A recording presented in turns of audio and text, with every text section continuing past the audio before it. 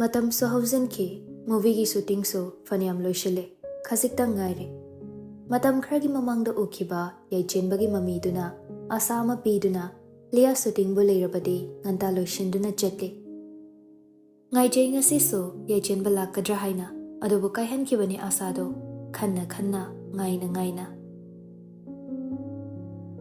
Nomettugi shooting loiraduna boboga puna halakpani Lia gi hongliba mataududa bobo wakana haijaba ngamjade Chahi 8-9 mamangda oikiba Lia gi phibamdo amuk hanjilakadra pakhatli lamyanbana munkiba minokto handak nauna amuk anoba machu amada pomsatnare khanjaruba mapung phana leisa tamba ngamdana tokladra Ibema ayengde madam na company gi press conference to nangsula on harakpan achoba announcement ama tawgada boiramal wahai singduda Lia hiningdana ai yauraga kaibu tawdoino da ai di supnadagi makhoigi makhada artist amoi jabani company management gi thabak singda ai yaude achumbani Lia su chamamnari karigi mabu kawraklibano haina khangningba phaude hojik magi kokta karimta changde nang leibagi Lia leibagi yai entertainment leibani yai entertainment leibagi Lia su leibani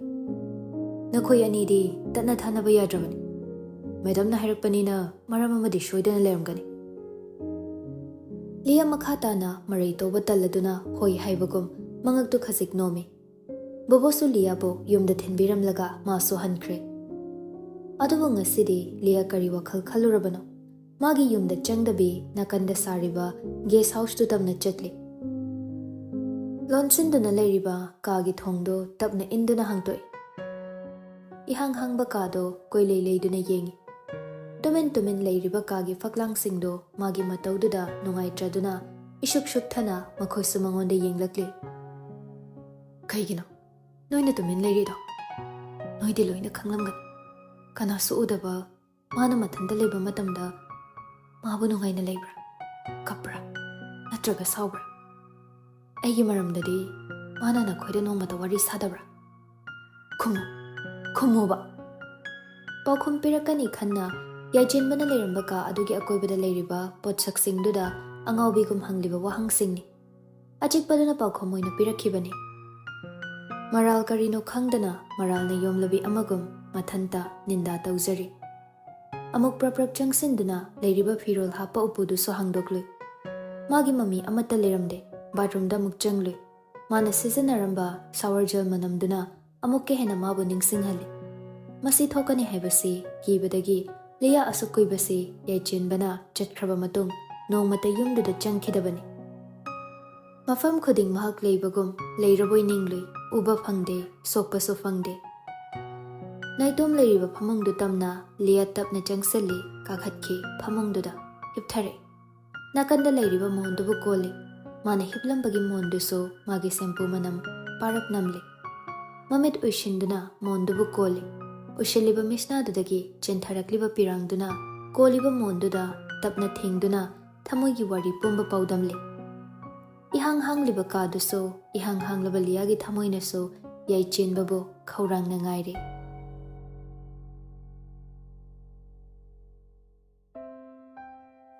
fana thenglaba su YAICHENBA numidangdo khagembagi manakta dumakle kaino nangbu yumda halaroidro andoine Tena khumlakliba YAICHENBA gi paukhumdo mana oiriba matauduga tayonaba ama oire fana thengi dei daw hayingdi nangi important day beauty sleep ka do tawrudana YAICHENBA charangnaba henmanbana magi marupki manakta laklibani mangda taduna leiriba magi responsibilities mayam aduga amaromda mabu thauri thuduna kanna magi manakta chingliba thamoigi ningai Lia gi dikeshu khalun she will understand aina waribadi Lia nate nang ida angang machasu nate sum ngangnaraga leikidro nang bhab tanaba karamba alien language ngangdoino aishu khangjilaktre YAICHENBA wa mata haide paukhom pide mathang khudingmak mayok nagani ahana kongi wa khaktani oiriba phibamduna hojikti mama macha sa thadoknaba yadrabada YAICHENBA leiramba warobaso khajik mayeng tarakle adubu maduna apenbadi oidri Sakena haibagum matamna khudingmakki paukhom pirakpa oirasanu haiduna hojikki oinadi yamna khanjilludre. Ihe kawini designer beni do kadai dei pau tari no khangde. Hayeng do nangi shoot to magi latest design do set biyo na hairakpan. Moi shoot anja sida hekta napsile. Wahai do da YAICHENBA nokfet tawi. Iharni aikro. Naigi shoot lairi. Ih kana designer gya. Khazik nokladuna khumla YAICHENBA. Lai aina pamjaba ma. Ado imadi khara phagalabra kamai dore. Office day marak ta karakpa mal. YAICHENBA sor sang na hontoi. Aduga khagenbagi paukhum do pire. Khangde da. Imana pamliba se kari noi koi su khangdre. Magi nungai jaba haibabu pabung bu ningsingduna magi matam lenjab masi mangai. Hallucination among muktauduna mathanda wari sarambadudi aini yengba ngamde da. Condition se yam henjinbre. Aishu kari tawgadabano khangdre da. Khagenba su magi marupu kamdauna themgani khangdre makhoi loinamak ingaw ngawrabani. Adu akhoi pabungnadi kai hairige. Anaba manare haidana tumin chum leithokpadi chumde da. YAICHENBA makoktu khasik non thaduna tabna haire. Imagi tawriba test ayamba normal range ta amta leite na haire. Maruoina magi liver function test pibam yam sokchile na haire. Masina henjin khrabadi liver transplant tawagi suggestion nahanmak na khoi pabungna hairaki. Aigi thabakshi matang loisillaga mathang tawrage da. Anam kanbi aigi mase karamna ngangna doino khangdre. Khagenba YAICHENBA gi lengjomda pop tharaduna themjinbire. Hey, ekhoi su yam leisidi. Sitheng, aigi da tumge su tum. Hayeng ayuk ngana jal. YAICHENBA ahingdo mikup ama phawba mamito ushinba ngamlamde. Hayeng na kari oiba.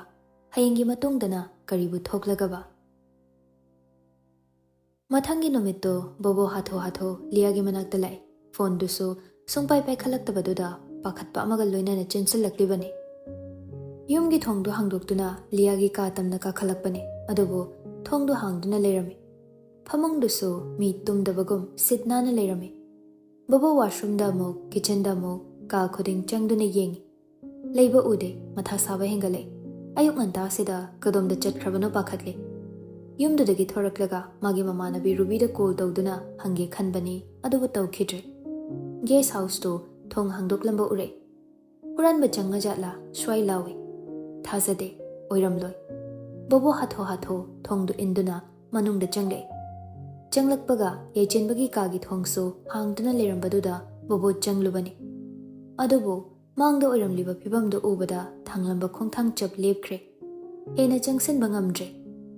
Lia YAICHENBAgi phamungduda masata senduna tumlibadu urami. Ngarangi firol dusu adumak setlami. Mondu makhutna chetna konduna nanthokini matagum magi mataudo. Kamdawni tawrisidi. Asomda tawriba mayamduga somda oiramliba pibamsiga sidabu kamai chatoino toisibo. As mathasa anthokna sakhreda. Bobo upai leita liagi manak changsinduna tapna kaure. Bema tabro si haugalone nangbo thengene. Lia khonjelduda lia mamit tapna pangthore. Makoktu chiklambaduda sugatuna haugale. Thengabada bobo elo shilurake.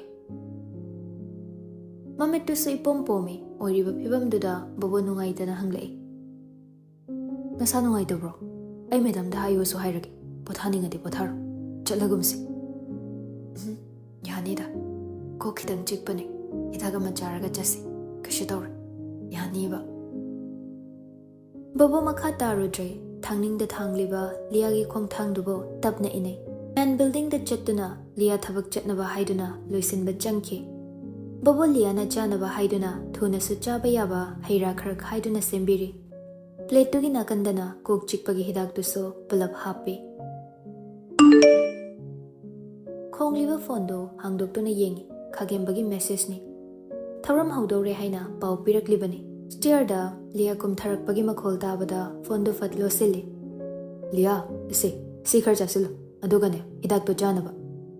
Lamhenbi liya do chanaba semlibado makhutuna khazik inthoi. Iharni hidak se khak charag. Hey, chakhaw hangni hidak chaba phatte ne. Adubu bobo na nganglibadu tashinade. ising khara thakduna hidak tu chasili. Makha tana kaishu hairamdana thoki. Bobo handamuksu haifam tofam khangda liana thokiba maikaida masu inare. Gari thaudoklaga makhoi ani yai entertainment tamna lai. Mafam du yoraduna Bobo Lia bu kumtharo haina ingit tawi. Ahenba wahai haiba ngamde. Lia mamitto ipom pom bagi Google sama bag dagi lauthoklaga upshili. Nangmo ngasai wahu driver ngauri aidi kele. Maabu nungti ugani hairadi nanta office car ke bema. Haigumada thaina school da crash uning bagi absent sungoi oidabado adu ningsingakdro. Changfam adomda employee nupi ani wari sanaraduna noklibado Lia haifet tai adubu thoina khanjilude. Miwa ngangnaba pambising oiramgani khanduna khara muk chatlaga nupa ani ahumna wari saribado muktare. Andakti mawongamni he. Naha makhoi yorokpase pai ahongba khara lakadaba mali. Hoine entertainment industry haisidi naha makhoi ni hina khanglibani do. Adomi kharana madam do masangamde kaina ningphung dingangne. Adu wera jalong asi tawrisa. Era ahal loisilakpagi khara dukson boiramni. Akhoi madam gi magundi handri gaino hojibao. Handak sanariba wari sidi Lia pisum du suklap tawraduna munna tai. Hena khangningbana makhongdo chaukan thangduna khara thuna chatli. Magi amana kaurakpagi pungsu hendokre thengi haiduna hatho auditorium da chatnaba lift tugi maikaida chatli. Lairiba lift tugi nakanda lobby lairiba duda employee mayam ngarang ngangduna pulak omsinduna leiba urami. Mangak singdo thangatuna lobby da thamliba apakpa TV du yengnaba hotnari. Karigumba important announcement amasu tawgani haikibani. Employee singso unaba haiduna live telecast hadokpa shoidana oiramgani. Lia ngai ngamdana mayam leiriba adomda oina changsili. Mayam du Lia ubada khasik leithoknaduna magi chatpham piri. Mayam singdugi mamangda TV ga mayoknana lepi Lia do. Ahanbada urakkibani Juni magi ama. Yamna tangna uba magi amagi makalamna tamliba mino. Mathangdana magi nakanda lepliba misakto ubada Lia holamba sordo khanglep lepkhibani. YAICHENBA mana matam kuina dagi ngaijarakliba misak YAICHENBA thajade thazakhide thazadraduna mamita upliba goggles to fat lauthokduna TV duda hena naksinna leptuna yengi. Adubo maduna mukki hena mayek singna khudingmak uhalle. Mane mana pikiba Gucci gi horsebit motif ki suit tuni setlibase. Karigi mana pikiba suit setlibano mabu kai hobagum mabu laknabagum screen da thokliba magi nokmi ba minokto. Hengalakliba mihulgi khongjelduna Liabu ot pahorakhibani. Good morning everyone. I am YAICHENBA, the newly appointed Executive Director of YAI Entertainment. I aim to bring a healthy evolution and change in this industry. I'm very excited and looking forward to work with you all. Makha taba wahi singdo Lia taba ngamkhidabani. Executive Director. Amagi machanupa YAICHENBA.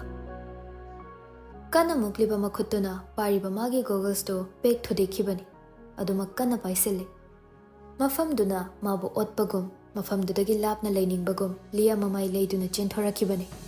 Lia kaidunu chaliribo Lia tungda babona kauduna chenthokiba Lia bu tanarakhibani. Khamlamba gari dugi mapa hendokna chenthokige tobado babona makhut phaduna khami.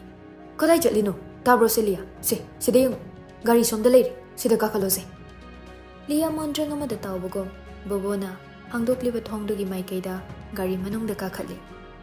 I kaino side Googles ka selo hinti ini kadai no yingi nakodi sopro. Pakhatna babona hangjarakpani kana mukliba Liagi makhuttusu tingthokna ba hotnari. Urai tekliba Googles tuna khase khetkibagi khudombida I khra thoklibado. Adubu chaina amata phawdabagum Lia mangduna tumina dumak phamli. Bobo Liagi oiriba matawdo karina oihanbano haiba khanglami. Chaiba sungamdre haigadaba wahaisu khanfam khangdre.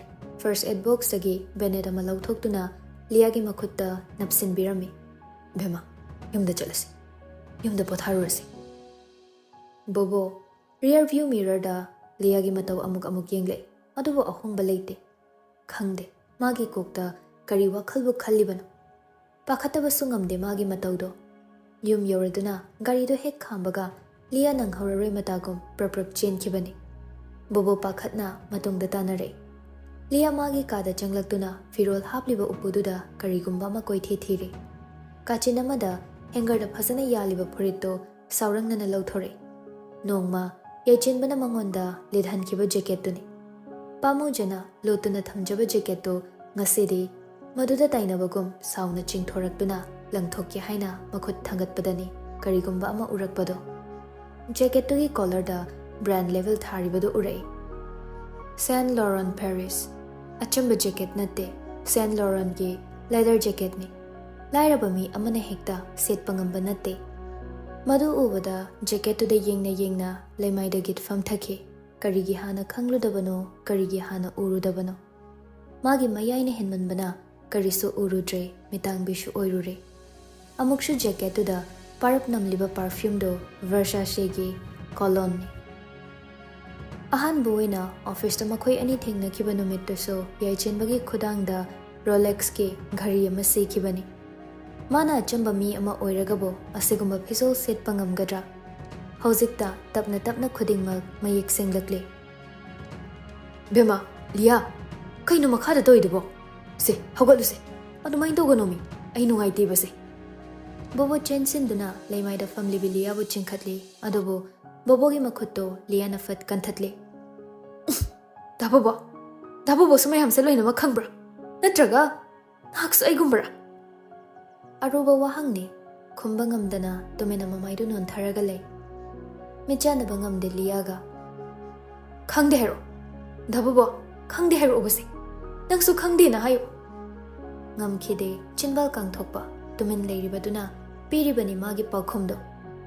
Kaino bunoi nai ngonda tawrise. Noi mayam pulap kari changi no bai ngonda tawrise. Sida noi haningi sina kaino. Noi na pamli ba sina kaino ba. Kapngang tawduna waraw na hanglakpa wahang singdo. Aduga mana mo.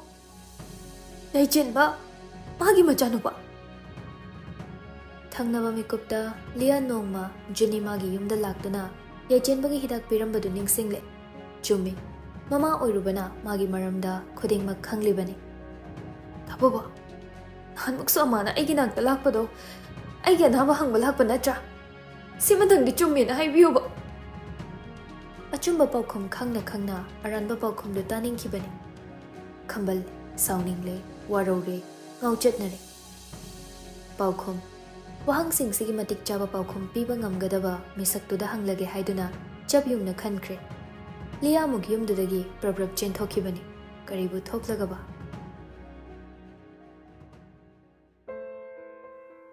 Press meet loireduna mayamdu mahai thoknakre. YAICHENBA mamaga loinana board members amadi employee singda introduce tawduna wari watai shanaduna ngaihakle. Madugi matung Yai Entertainment gi makhada leiriba artist singbo sakhang maikhang naduna ngaihaga mukwari sane. Khagembadi magi marupu yengjaraga chauthokjari harauzari. Mayamdu unaraba matung YAICHENBA khasik thaidoktuna khagembaga makhoi ani khakwari sai.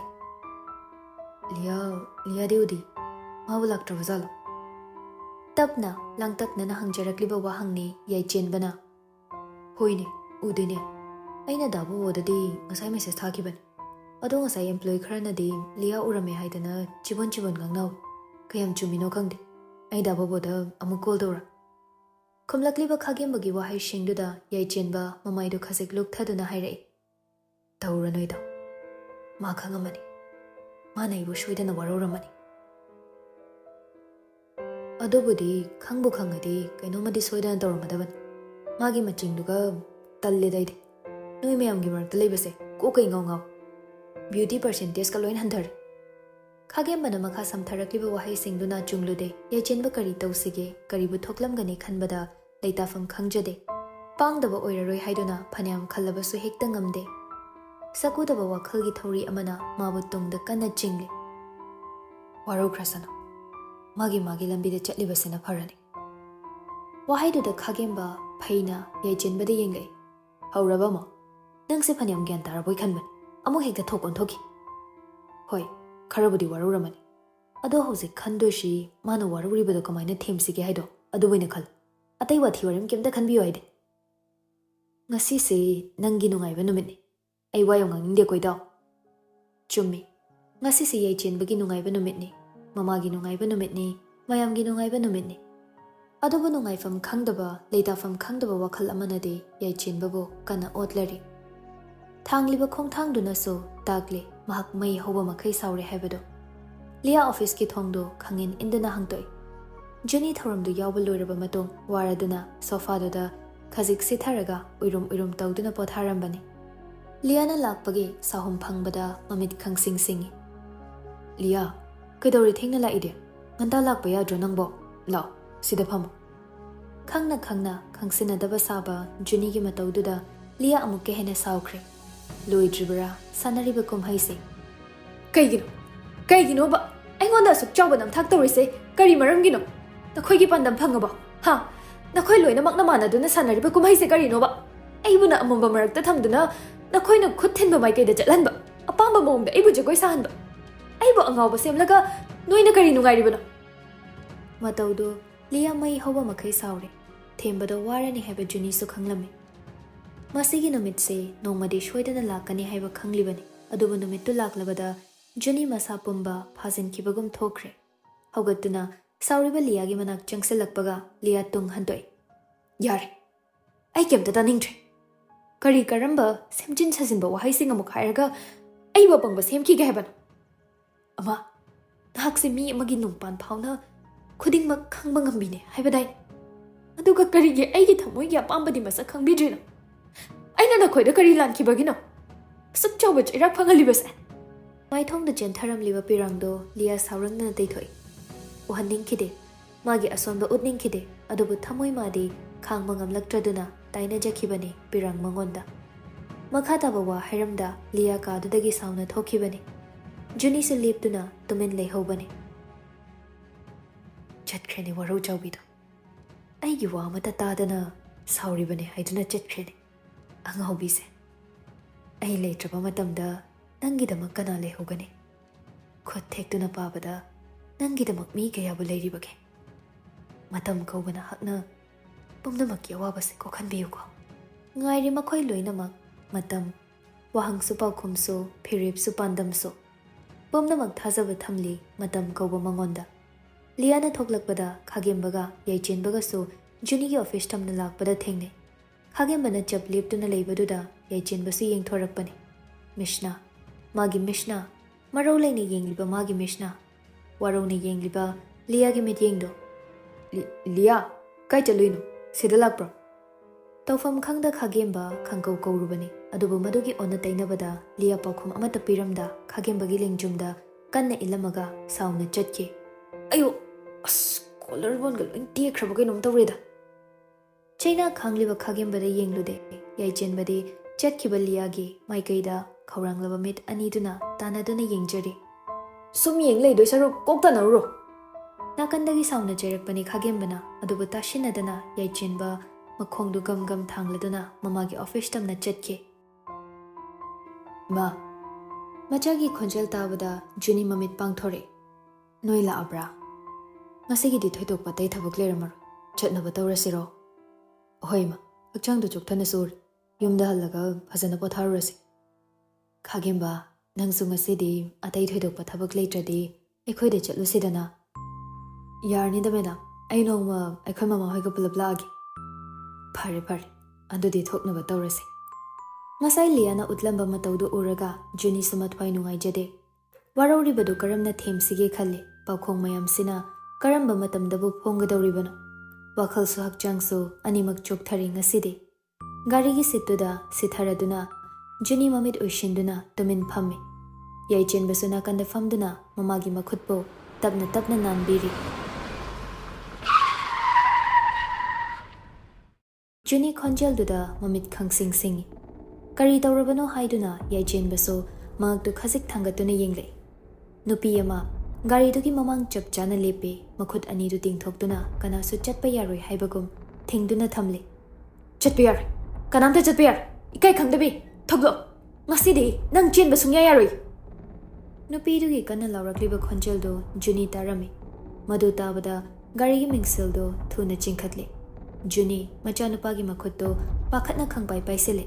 Yaichenbadi mamadu pakhatliboi khanduna themjinbire. Ma, kashu tawri. Ai kumaga kaidobano do amte yengugi.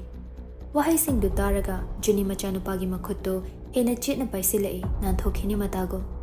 Matawduda Yaichenba machi lengba ngamde. Mamada ngakchanana yengduna le.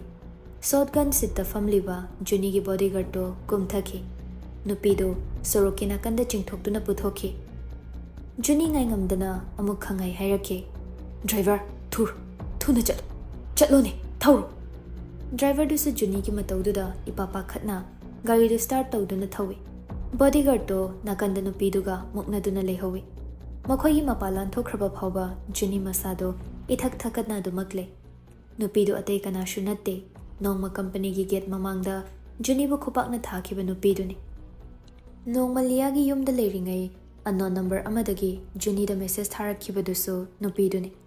Mahak soidana uramlani paucheda, TV da, social media da, yai entertainment gi ngasi gi thoram sigi matang daso. Laklibani ngasi so ayet papiba, phana chelabaso, phana lotlabaso, adumak yetuna leiri mahakna. Kayam kuina chen khigani, kayam kuina bu lot khigani.